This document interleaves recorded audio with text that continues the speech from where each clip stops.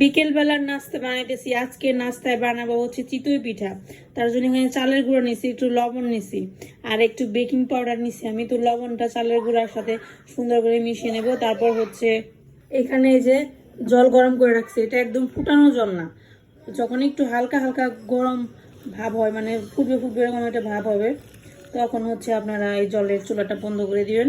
তারপর সেই জলটা দিয়ে আজকে চিতই পিঠা বানাবো। মানে পিঠাটা খুব বেশি নরমও হবে না, আবার খুব বেশি শক্তও হবে না, মিডিয়াম টাইপের পিঠা হবে। তো এখানে যেহেতু জলটা একটু গরমের জন্য আমি চামচ দিয়ে মিশাইতেছি। তারপর হাত দিয়ে এটাকে ভালোভাবে চটকে নিতে হবে। এই যে এখন হাত দিয়ে এটা কীভাবে ভালো মতো চটকে নেবেন, যত ভালো মতো চটকে নেবেন একটা ক্রিমি ক্রিমি ভাব আসবে, তো পিঠা যত সুন্দর ফুলবে এবং নরম হবে। তো এখন একটু সময় নিয়ে এটা হাত দিয়ে চটকে নিই। এই যে দেখেন এটা মাখতে মাখতে একটা ক্রিমি ভাব আসবে। এই যে দেখেন, এরপর হচ্ছে এর মধ্যে আবার জল দিব। জল দিয়ে একটা লিকুইড মতো বানিয়ে নেব, যেটা দিয়ে চিতই পিঠা তৈরি করতে হয়। তো আরও ঝোলা করতে হবে আর কি।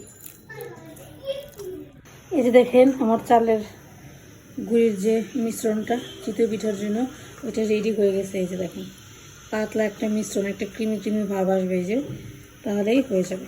তো এখন হচ্ছে এখানে একটা কড়াই বসে দিচ্ছি দেখেন চিতই পিঠা বানানোর জন্য। এটি রেডি করবো, তারপর হচ্ছে দিয়ে দেবো। এখন কড়াইটা রেডি করবো, এখানে একটু লবণ দিচ্ছি, তারপর দেবো সামান্য পরিমাণ তেল, জাস্ট সামান্য পরিমাণ, যাতে কড়াইয়ে না লাগে এইটা পিঠাটা। এভাবে করলে কড়াইতে আর লাগবে না।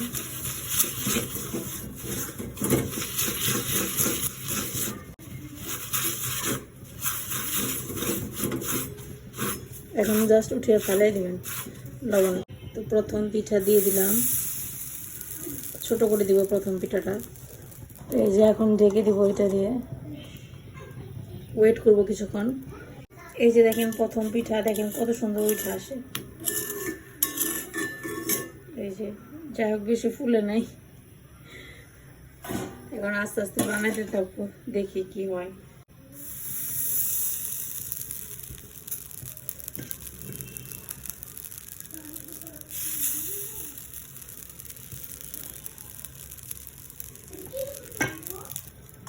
দ্বিতীয়টা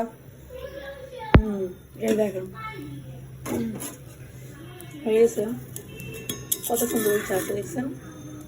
হয়ে গেল আমার পিঠা। তো আপনারা সবগুলো পিঠা বানিয়ে নেবেন।